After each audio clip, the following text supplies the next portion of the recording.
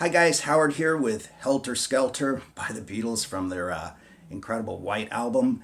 And this has to be one of the rowdiest tracks that they ever recorded, right? It's just great.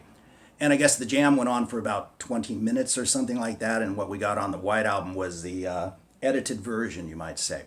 So I'm in standard tuning. I'm on my telly, of course. I'm on the bridge pickup. The tone, the volume are wide open, and I've got a pretty healthy dose of distortion, but not too over the top.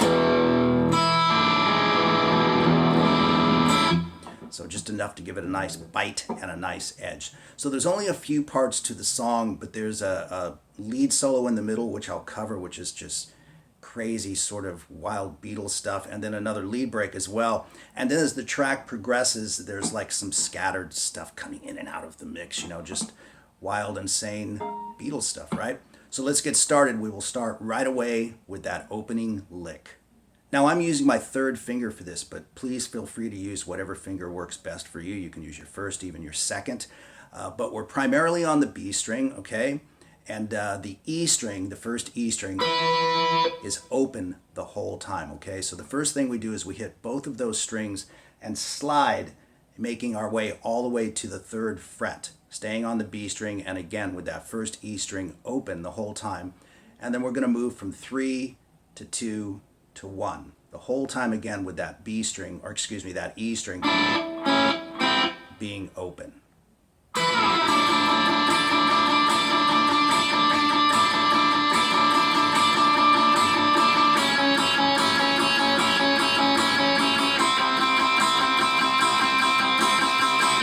Right, so what you have out the gate is you have 16 of these before Paul starts singing. So if you want to, if you have to count it, it's best if you can feel it, of course, but if you have to count it, count 1, 2, 3, 4, 1, 2, 3, 4, 1, 2, 3, 4, 1, 2, 3, 4. 4 sets of 4. And then from there, you'll do that all the way down. So you've got those 16 strokes of the pick out the gate, and then he starts singing. So from where he starts singing, it'll be.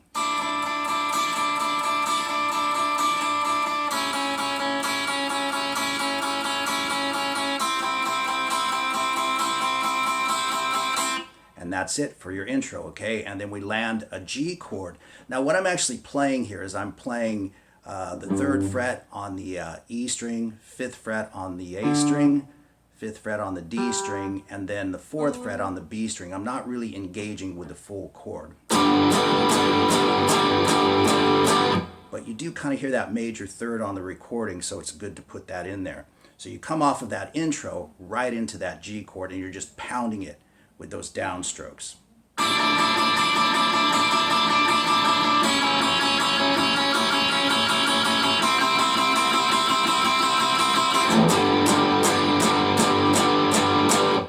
1, 2, 3, 4, 5, 6, 7, 8, right? Just pounding that sucker out.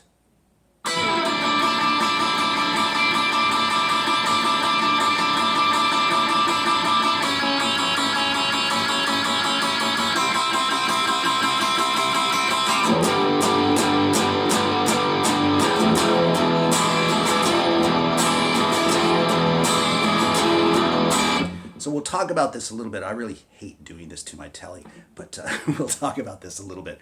So what we have going here is an E7 chord, which you can see up on the screen, and we're just pounding it out with those downstrokes. Basically what you hear on the recording is where they're laying into the bassier notes of the chord and then bringing in the higher notes, but there's a lot of variations in that, right? Sometimes it just sounds like they're going, you know, just pounding out all 6 of them, and sometimes you kind of hear this, kind of a down, down, down, down, up. So just vary it throughout, but just know that that's basically what you're doing, is just sitting on this E7 chord and writing it.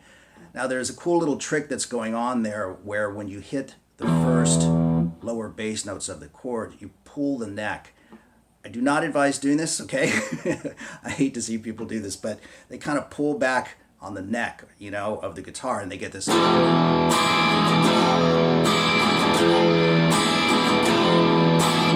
I just, like I said, I really hate doing that to my telly, so I prefer to just play it right? Because you don't want to, yeah, anyway, you get the idea. If you want to do that, feel free to do it. But that is the way they're doing it, so just in case you were wondering, okay? So you're pounding out the E7 chord, and then finally we go back to that G chord. I'm playing it the same way, 3, 5, 5, 4, and then we move it up to A, and we break. You may be a lover, but you ain't no dancer, right? So we've got this.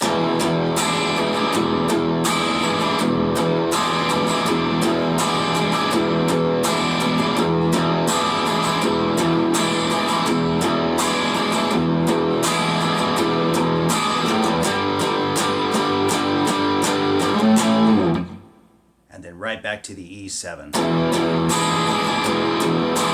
for a couple of cycles, okay? And then we get to the chorus, which has that cool riff in it.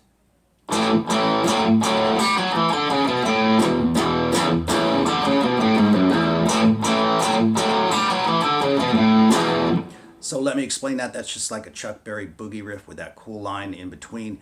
And they're kind of chopping that up, you know, they're not going.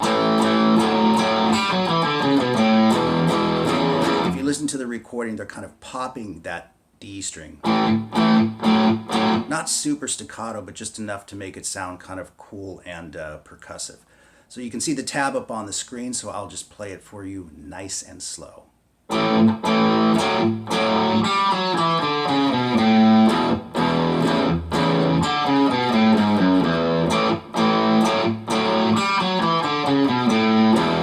then you just kind of hit the E power chord at the end.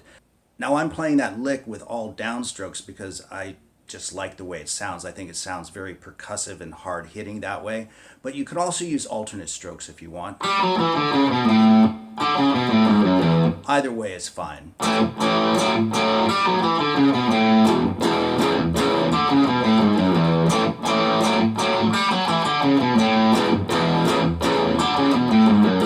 So it's your choice, whichever way you choose to play that part, okay? Now, of course, when you come off of that last E power chord, you just hit it really quick, we have this.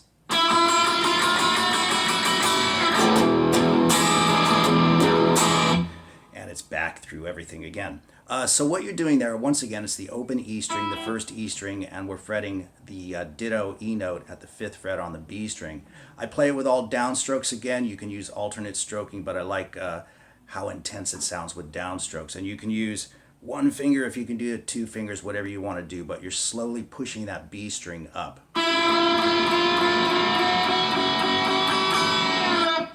Pretty much to the minor third if you can do it, although it's not a perfect art form, obviously. It's supposed to be kind of raucous and rowdy.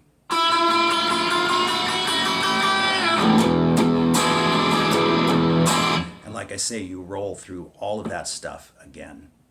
So now we encounter the first solo or lead break in the song, and we're back right where we started at the beginning of the tune. We've got the B string on the 12th fret and the first E string open. And you can strike it twice or you can strike it 3 times, whichever sounds best to you in relationship to the recording. But that's how it goes down, right?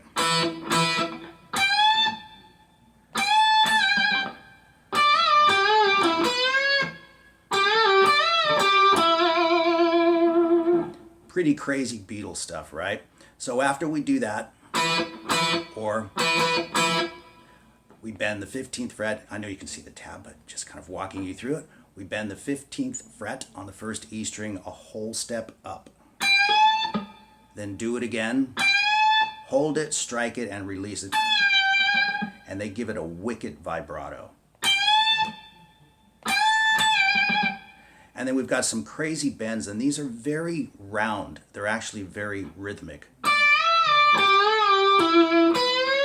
So they're sort of just round sounding, circular, if you know what I mean. So you want to bend and release at the 15th fret on the B string, and then the same idea on the 12th fret on the G string. And then we move to the 14th fret on the D string. Try to make those as even as possible, probably even more even than I just played it. Like that, okay? And then the 12th fret on the B string with a full step bend. So as you can see, you're really doing a lot of bending with your first finger. So that's a lot of bending with your first finger. And then the lick that they end it on is played like so, with another wicked vibrato at the end. And again, I can't stress enough about how round those bends are. Okay, so the whole solo, nice and slow, is...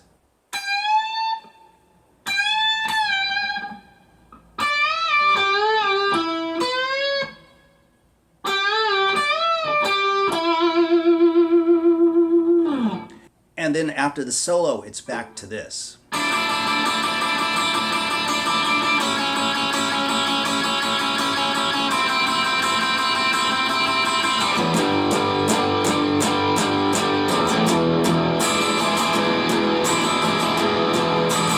And I trust you can listen to the recording for the arrangement on that. But there's that one other little lead break, very brief thing that happens right at about 2:03 in the recording, and that is played like this.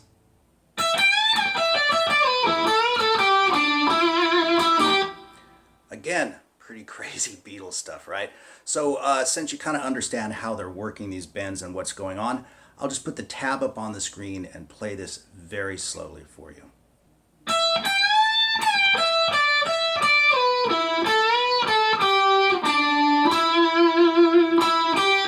So again, just take note of that pre-bent note that you're holding at the 15th fret on the first E string.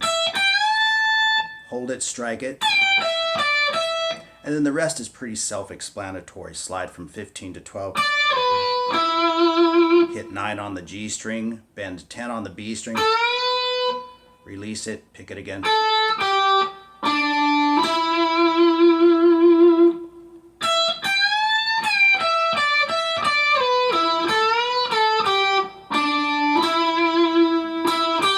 And then he ends it with that. So there you go, Helter Skelter from the Beatles, a very rowdy, raucous track from them.